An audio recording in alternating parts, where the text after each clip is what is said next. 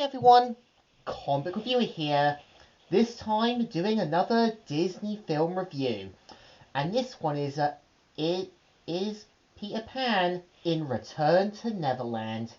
Now as you know, Peter Pan in Return to Neverland is a 2002 animated adventure fantasy film that was meant to be a direct-to-video sequel to the 1953 film Peter Pan, and much like Jungle Book 2, got released right onto the big screen. And I remember, even as a kid, seeing promos for it, never really watching the film fully, just bits and pieces. So I think after sitting down to watch it, and after, seeing Nostalgia Critic's Disney December review for it, the best I would say is that it's being a sequel that clearly is using elements of the first film. So the premise of the film is meant to take place many years after the first film. We see that, Wendy has now grown up into an adult, and we see how, during the events of World War II, we see how her oldest child, Jane, has literally grown into a more mature person, despite still being a kid. And I like how Jane here has to develop the role of not only being the leader, but also a bit of a more authoritative figure. And you can understand why Jane's the way she is, because, again, she has to be realistic in the situation she's in. She tries to be the voice of reason, despite still being young. And we do kind of see how both Wendy and her daughter have ways of handling Danny, with Wendy trying to give Danny a sense of hope with her stories of Peter Pan, while Jane is trying to be a bit more realistic. And we see how, Jane ends up being captured by Captain Hook and his pirate crew and end up in Neverland. And this is where we're going to see Peter Pan trying to help Wendy to get back to Neverland. And despite it being a kind of clash and bash thing with basically Jane and Peter Pan's beliefs and ideals, I think they do make it clear that, while Peter Pan has matured a little bit, he's still a bit of the same jokester that he still is.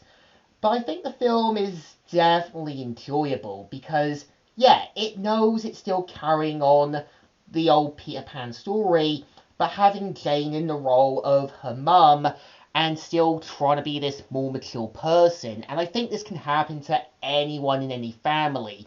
They try to be the voice of reason. Something happens to them. They end up kind of acting like they know what's best, despite what people say to them.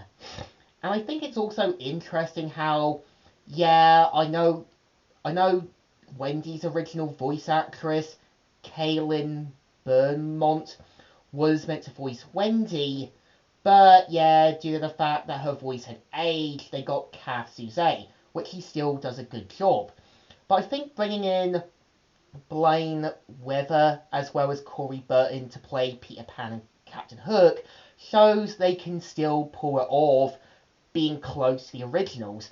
And I think it's the same way I can definitely see Nick Offerman being Optimus Prime. There's the same reason I can see George Newbern playing He-Man.